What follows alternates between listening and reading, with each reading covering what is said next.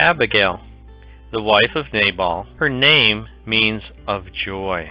The story of Abigail, the wife of Nabal, begins in 1 Samuel chapter 25, verse 2, and concludes in verse 42. I'm sure her father thought he made the perfect marriage contract for his daughter to marry Nabal. Nabal was a rich man in the area. He had cash, land, about 3,000 sheep and 1,000 goats. After the marriage, the real Nabal surfaced as an arrogant, greedy, ungrateful husband who focused on becoming richer than he already was. But through all of her trials, Abigail put up with his faults and failings to be a good wife. The best thing Nabal had going for him was his wife's intelligence. Many women before and after have endured a husband who is less than intelligent and arrogant. Arrogance is a fault that generally leads to self-destruction, and that was the case with Nabal. As you can imagine, with 3,000 sheep and 1,000 goats, it's hard to keep track of them all.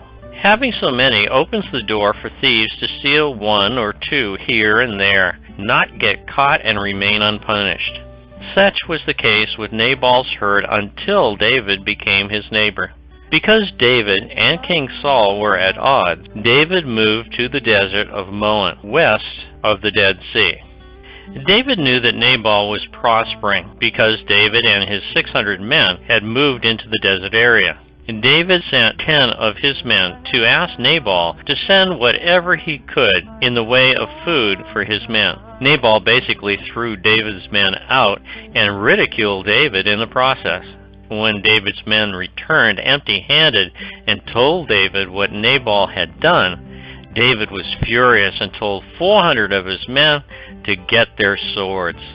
It was David's intent that he and his 400 men would kill Nabal and all of his men in revenge for Nabal's actions. Fortunately enough for Nabal and his men, one of his servants told Abigail what Nabal had done. Abigail quickly got together 200 loaves, 2 skins of wine, 5 dressed sheep, 5 sheaves of roasted grain, 100 cakes of pressed raisins, and 200 cakes of pressed figs, and loaded them on asses. Abigail then goes to David herself to plead for the lives of her husband and his men. Keep in mind, David is furious and on his way to kill them, but her pleadings stop him in his tracks. David then praises God because he realizes that God had sent Abigail to stop him from shedding innocent blood. As far as David was concerned, the matter was over. Being the good wife she was, Abigail now needed to tell her husband that she had supplied David with the food he had requested and that she had apologized for his behavior. When she returned home, Nabal was drunk, so she waited until the next morning. But then, when Nabal had become sober, his wife told him what had happened. At this, his courage died with him. He became like a stone. About 10 days later, the Lord struck him, and he died. When David heard of his death, he was certain that God had repaid Nabal for his evil deeds, and he proposed to Abigail. This time, it would be Abigail's chance to decide if and who she would marry. That decision no longer rested with her father. She seized the opportunity to become David's third wife. We can learn a lot from Abigail. She humbly accepted the will of her father and married a man who treated her poorly. She maintained her loyalty and faithfulness to an undeserving husband.